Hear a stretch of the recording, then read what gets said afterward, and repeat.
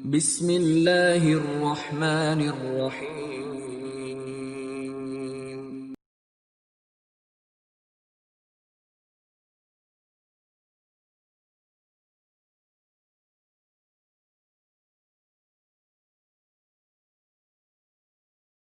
Bismillah, Assalamualaikum warahmatullahi wabarakatuh. Alhamdulillah, wassalatu wassalamu ala rasulillah wa ala alihi wa ashabihi ajmain, amma ba'd. Kaifahalukum? Semoga pada pagi hari yang berkah ini kita diberikan oleh Allah Subhanahu wa taala kesehatan sehingga kita mampu mengikuti kegiatan-kegiatan kita pada hari ini. Dan semoga Allah Subhanahu wa taala memberikan semangat dan kemudahan dalam menuntut ilmu.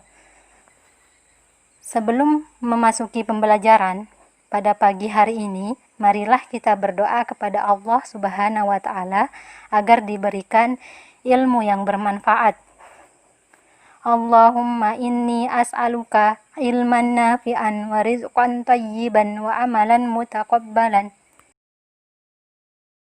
Anak-anakku yang salih, insya Allah hari ini kita akan lanjut mempelajari tematik tema 2, subtema 1, bermain di sekitar rumah pada pembelajaran 5 dan 6 dengan materi yang pertama, mengenal aturan dan tata tertib, yang kedua, bermain kepala, pundak, lutut, kaki, yang ketiga, manfaat aturan atau tata tertib di rumah. Nah, yang terakhir, menentukan gambar yang sesuai dengan kalimat perkalian. Nah, anak-anak, di rumah kalian tentu ada aturan yang harus ditaati oleh seluruh anggota keluarga. Aturan-aturan di rumah ada yang secara tertulis dan ada pula yang tidak tertulis. Nah, dalam aturan tersebut ada hal-hal yang boleh dilakukan dan tidak boleh dilakukan ya anak-anak. Contoh hal yang boleh dilakukan di rumah. Yang pertama, bermain. Bermain boleh-boleh saja ya anak-anak, asal jangan lupa waktu ketika bermain.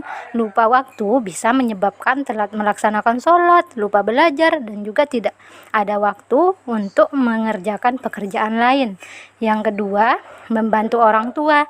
Nah, yang ketiga, belajar. Dan masih banyak hal lain yang boleh dilakukan ya anak-anak, asalkan bermanfaat. Nah, selanjutnya contoh hal yang tidak boleh dilakukan. Nah, yang pertama anak-anak, tidak boleh keluar rumah tanpa sepengetahuan orang tua.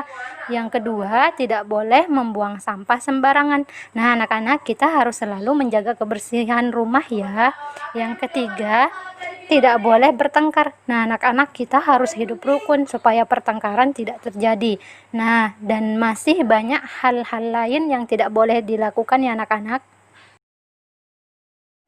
Anak-anak, perhatikanlah gambar berikut.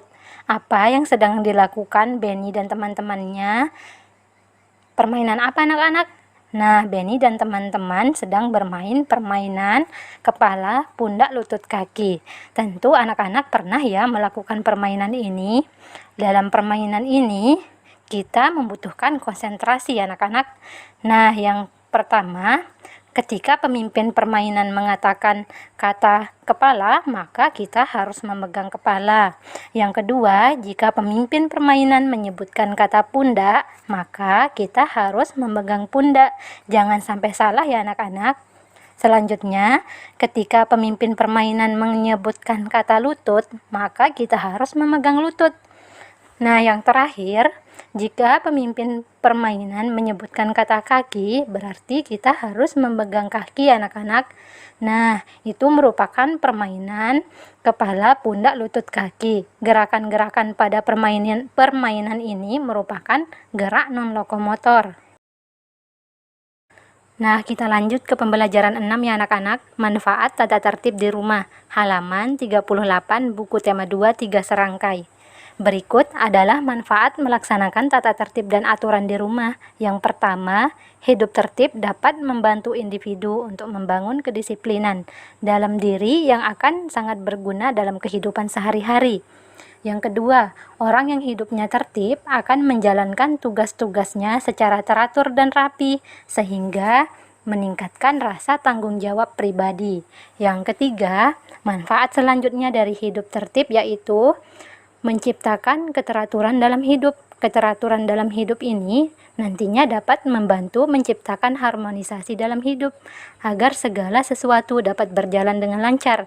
Yang keempat, orang yang hidup tertib sesuai dengan aturan akan membuat lingkungan sekitarnya merasa nyaman karena ia rapi dalam melakukan sesuatu.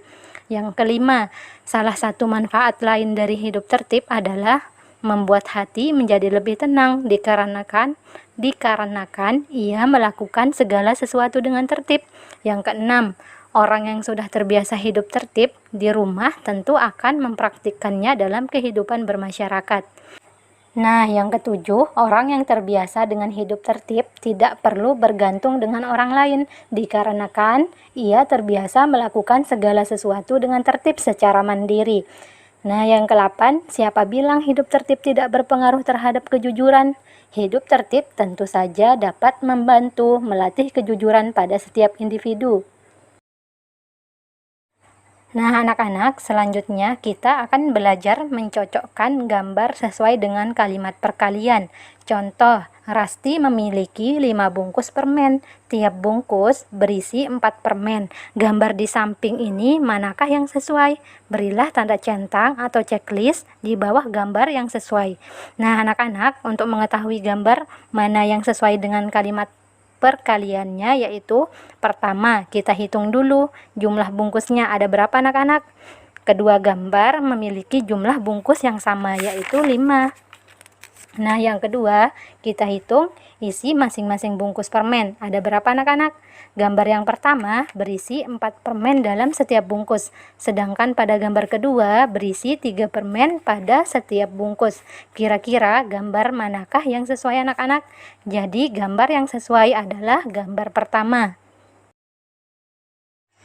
Sekian materi untuk hari ini. Afwan atas segala kekurangan dalam menyampaikan materi. Marilah kita tutup pembelajaran dengan membaca doa kafaratul majelis. Subhanakallahumma wa bihamdika asyhadu an la ilaha illa anta astaghfiruka wa atubu ilaik. Jazakumullahu khairan wa barakallahu fikum. Wassalamualaikum warahmatullahi wabarakatuh.